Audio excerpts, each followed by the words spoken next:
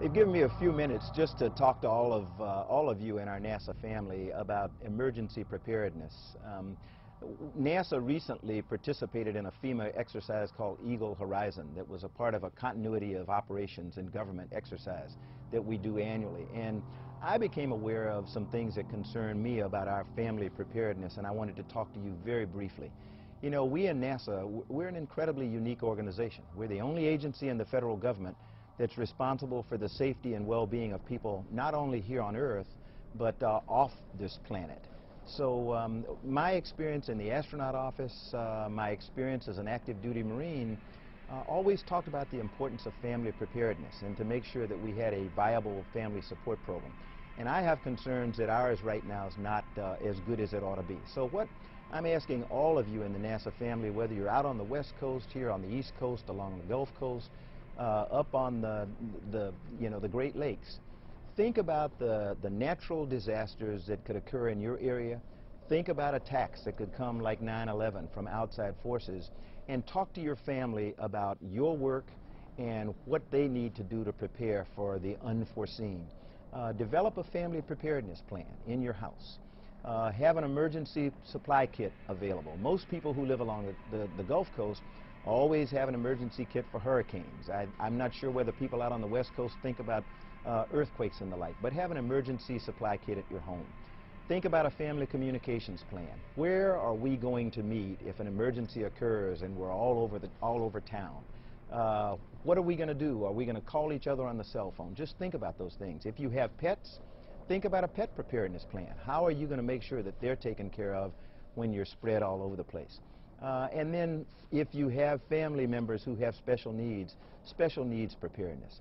The most important asset for us to successfully complete our mission is that our people, our families mainly, are taken care of so that we can come to work and feel good that if an emergency arises, our families are going to be taken care of. So I would ask you again, sit with your families, think about what you would do in an emergency situation. I hope that you'll embrace and support the Family Preparedness Program as we all get better prepared to deal with these emergencies. Know your stuff. You know what it is that you're going to do, know what it is that you want your family to do if an emergency arises. But most of all, be prepared. 23 minutes before the hour now. Here's the asteroid story. An asteroid the size of the Rose Bowl, more than 1,000 feet across, fields its way toward the Earth right now. It'll come by first in 2029, and we'll see it up there. It'll be closer than our satellites, a thing the size of the Rose Bowl hurtling through the air. And then it comes again in 2036, and that's when it may get interesting. The debate over just how close it'll get is sparking some serious debate between Russian scientists and American scientists. But Russian scientists warn that our planet's gravity could change the asteroid's path and set it on a collision course. NASA scientists say there is a minuscule, little bitty chance of that happening. NASA scientists say there is a minuscule, little bitty chance of that happening. And talk to your family about your work and what they need to do to prepare for the unforeseen. Develop a family preparedness plan in your house. Know what it is that you're going to do. Know what it is that you want your family to do if an emergency arises. But most of all, be prepared. Be prepared.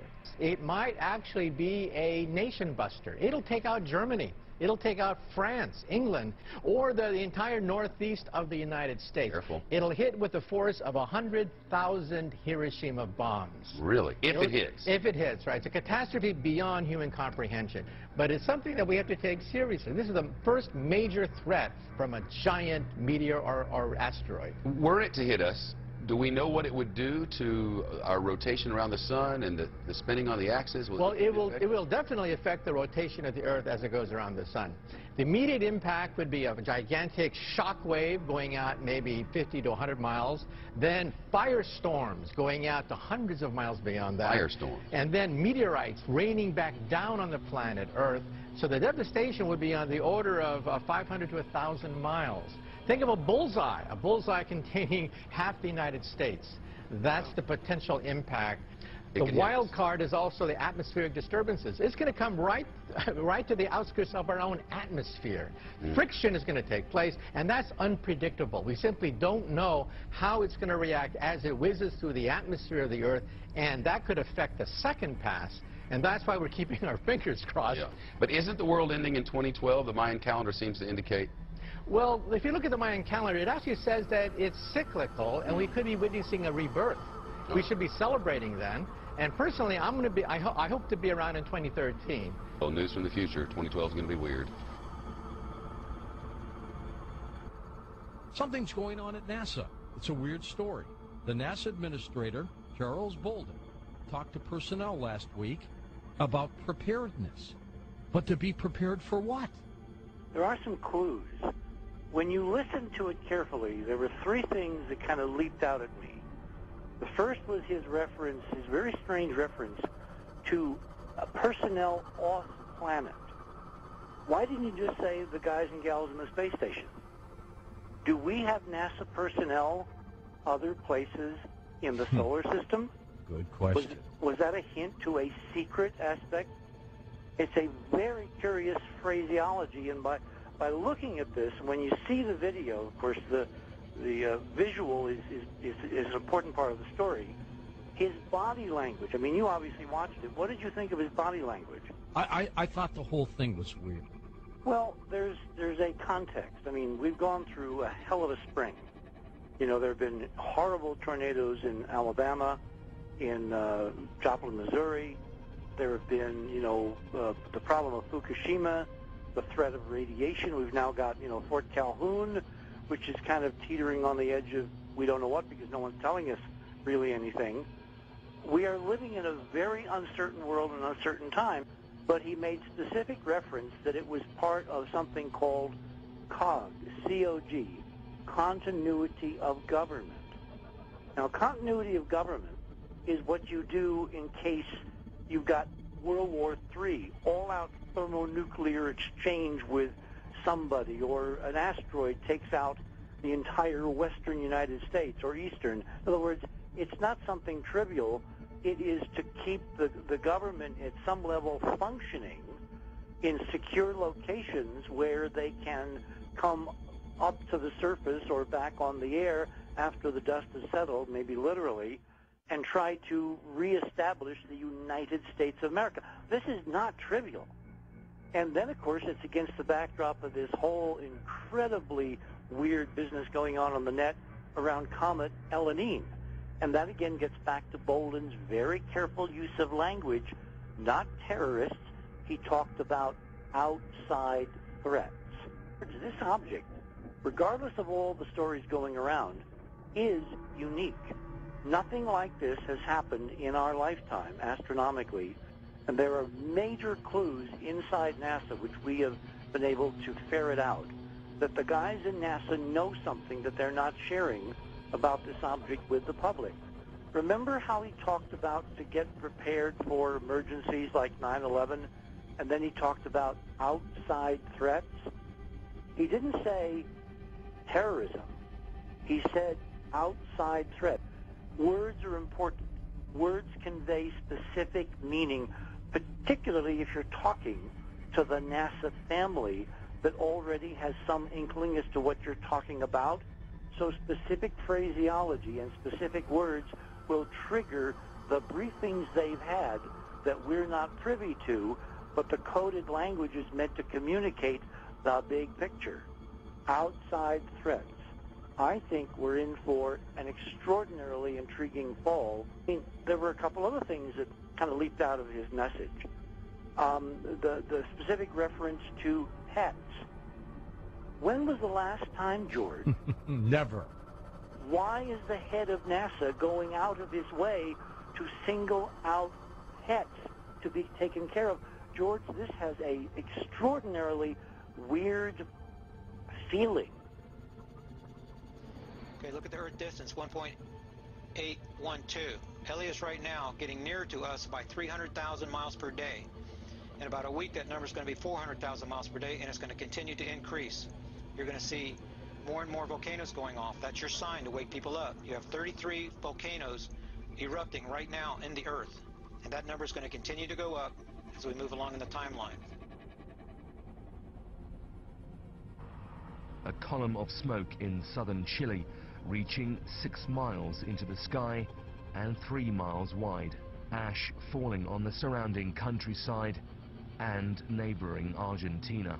Scientists say a new vent has opened at the Kilauea volcano in Hawaii, sending lava shooting as high as 65 feet into the air. It happened when part of the crater floor collapsed. And our meteorologist, Jackie Jarris, is here with more on what's happening. This thing has been erupting for a long time, but this is new. Right. This is a new fissure, basically, or a new eruption, a ring of fire that has developed in the area.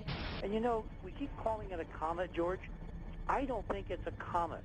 I mean, the numbers I lay out during the conference show me to an odds of millions to one. This thing is under some kind of intelligent direction, and I know how that sounds. Oh, no. I would not make that statement if I couldn't support it with the numbers. And it's also the professionals are saying, oh, it's so dim, no one's even going to see it. Look, if this thing is being directed here by someone for some reason, and we could have a lot of fun discussing potential, scenarios, then as it gets closer to the Earth, August, September, it could erupt into the most spectacular object in the night sky close to the sun inside the orbit of Mercury, because it's going to be closest on September 11th, and just that day alone should raise real eyebrows about the odds of that happening by chance. Tagline FBI CIA alert. Update June 2011. The following information was taken from Cosmos Online. A chilling report prepared for President Medvedev by Minister Sergei Ukov of the Russian Defense Ministry regarding the building of an additional 5,000 underground bomb shelters in Moscow. The defense minister warns, even though progress is being made, the appearance of the new comet Elenin in our solar system means additional resources will have to be added immediately, as the 2012 timeline for completion may not be soon enough. Sparking fears, Minister Sergei Ukov says in this report, quote, based upon the new orbit calculations for comet Elenin, it appears in all likelihood that this celestial object is under some type of intelligent control and will approach Earth much closer than originally thought this coming fall season. An interesting note about the comet Elenin is that the American Space Agency NASA has stated, quote, because of the possibility that the comet's orbit does slightly deviate, there is no guarantee that the Earth will be missed. Comet Elenin was discovered by scientist Leonid Elenin on December 10, 2010. Comet Elenin was traveling very near the ecliptic plane at more than 4 astronomical units from the Sun and was headed inbound towards Earth. Its original point in orbit, where it's nearest to the Sun, was calculated to occur well inside Earth's orbit at about 0.45 astronomical units or 42 million miles from the Sun. This was to occur on or about the 5th of September 2011, making it visible to the naked eye in the pre-dawn skies in the constellation of Leo. Most ominous in the minister's report is his assertion that the comet Elenin appears to be in direct contact with the mysterious Jupiter-sized planet discovered beyond the orbit of Pluto, which also is headed inbound towards our Sun. End of Cosmos Online information. These reports may spark increased hopes and beliefs in the possibility that the intelligence controlling these monumental events are none other than Almighty God and the foretold kingdom of Christ predicted in the Bible. Millions believe the true names for these upcoming events are the Great Tribulation and Armageddon. Regardless of what one believes, buckle up and be wise and not deceived. We are certainly in for epic earth and government-shattering events of biblical proportion. The immediate impact would be a gigantic shock wave going out maybe 50 to 100 miles, then firestorms going out to hundreds of miles beyond that. Firestorm. And then meteorites raining back down on the planet Earth. So the devastation would be on the order of 500 to 1,000 miles.